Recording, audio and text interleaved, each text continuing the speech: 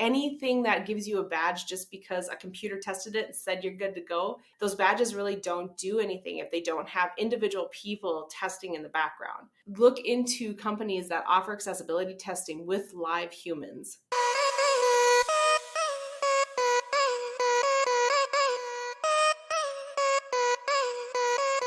This is Time for Marketing, the marketing podcast that will tell you everything you've missed when you didn't attend the marketing conference.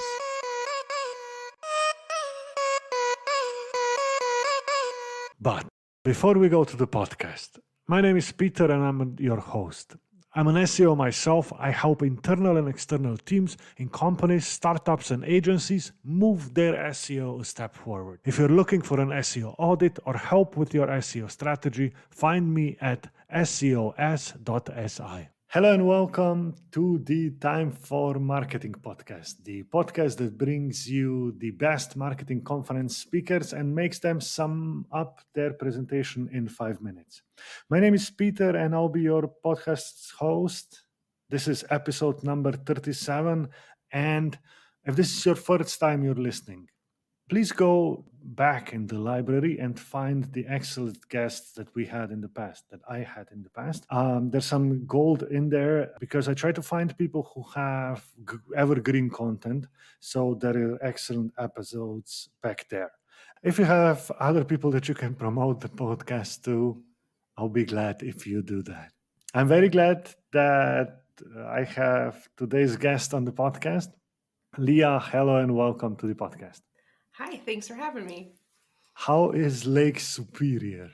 It's gorgeous as always, deep blue and angry.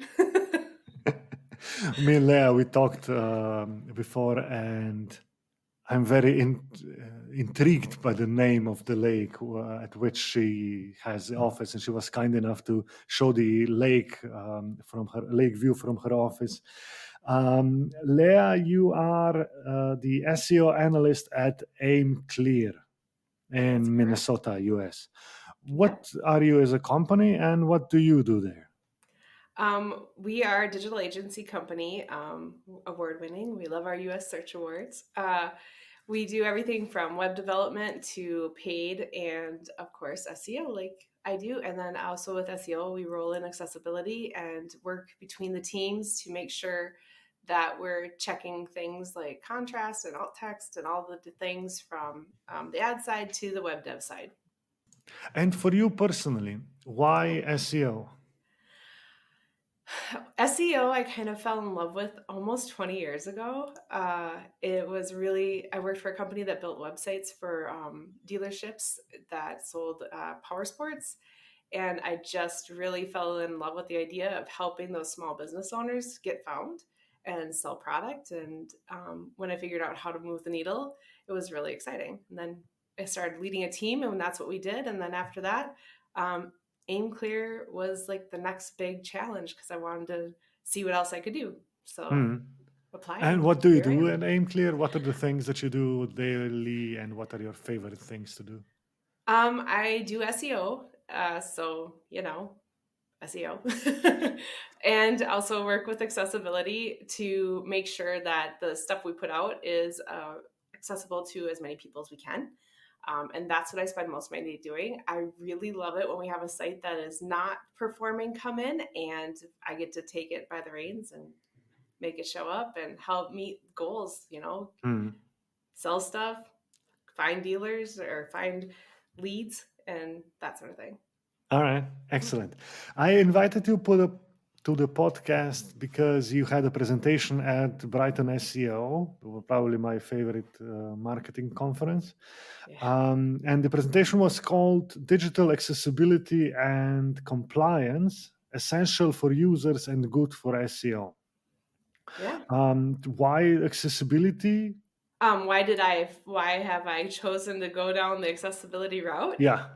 Oh, okay. So short story is I had a really good friend that was diagnosed with ALS, which is a neurodegenerative disorder that takes your ability to speak and use your arms and things like that. It's horrible. And while we were helping her sell her house and move her mom into assisted living and then help her find a place to live, she stopped communicating with us. And it was because things like Facebook's Messenger doesn't rotate, and things like Twitter doesn't rotate. So she couldn't communicate back and forth in the text messages the way we used to do it. So I was really frustrated, and when I wasn't being communicated back to, when I was trying to help her with things, and then realized that it wasn't her, it was the software, or it was the phone, or whatever. But for whatever reason, once it was mounted on her wheelchair, and it was mounted at a horizontal so that the fonts were big enough to read, literally, things wouldn't rotate. So that was the starting point. And then from there, I realized how important SEO actually is to accessibility, and how they are siblings, right? They are brother and sister, and you need one for the other, and vice versa. Yeah, a lot of basic SEO stuff is actually also a lot of basic accessibility stuff, right? Yeah, and if you actually look at Core Web Vitals, it's accessibility. So if you go through the pieces of Core Web Vitals and what they're asking us to do, and how Search Console is notifying us, hey, this is too close together. These are accessibility elements right at their core. Google might call it something different, but that's what it is. All And you right, can see it.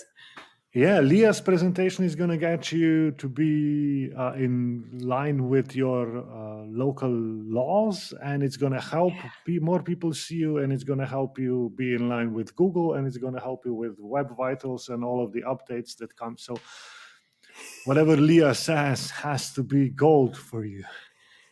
I just want to open everybody's eyes, because a lot of SEOs think the elements aren't as important as they really, really are. With no further ado, here are your 5 minutes. All right. So my main goal is to change the perception so that SEOs and developers and designers and content creators start thinking that accessibility is about people, because a lot of times we get hung up on, well, they're not our customers. And that's not the truth. They have wallets, so they're your customers. And we need to make sure that we're thinking about accessibility, because, like, if we're stateside, we're talking about 1 in 5 people need accessibility when they're using the web. And if you're talking about the UK side, we're talking about 22%, which is a little bit more, right? There's 1 in 5 people need your site or need your app to be accessible so that they can use it easily. Accessibility is really important because it bridges the gaps between physical disability, like location, but also like socioeconomic status, education, language, gender, and so many more things. The list is endless. And accessibility, it focuses on people with disabilities or that have a disability, but it greatly benefits everybody around us, including our aging parents, right? So it's really important that everybody thinks about accessibility as empowering users to use your stuff. So use your app, use your website. When we go through and we talk about accessibility, and everybody's working to get their website to like revolve around Core Web Vitals and getting your site up to speed and making it fast and nimble, without considering accessibility, you're ignoring 10 to 15% of the global population. And in an age when we're all responsible for making money or hitting that bottom line, why would you just automatically cut off that many people? It doesn't make any sense. And since we're all in the process of like meeting the Core Web Vitals and making sure that we don't miss any of those potential sales because we're not ranking well, it's the same thing as working into accessibility into your websites. So yeah, there's basically 5 things to look at. If you haven't started a web accessibility site or information on your site, start by making yourself a accessibility statement and just owning up to the fact that you haven't gotten there. Make sure that you do some tests. Just try tabbing through your website and make sure you can do all the things on your website, like make a purchase, contact us form, things like that. Whatever the main goals of your site or app are, see if you can do it with just tabbing. And then when you get down into that stuff, go use your site on your mobile. A lot of people like test on their desktop, but they don't actually take their site outside and see if it's really easy to see during a sunny day, or make sure that everything's easy to click on and nothing's too small, or nothing like a pop-up the X isn't off the screen, right? There's like little things like that you can do. But probably the biggest thing is having people with disabilities at your table when you're making the plan. That is the biggest thing I need to advocate for, because we as a group, SEOs, we don't know all the things that actually need to be done. And having people that need the assistive technology or need these elements put in place, having them at the table during the planning stage is imperative. And that's it. Excellent. That's it. Like that's the big one. Like those are the big things. How do we get people to our table? People that can tell us how they practically are using our website. I mean, I get the idea, but what is you've done this a couple of times. What's the most practical way to do it? Well, it literally depends on what your budget is, as everything, right?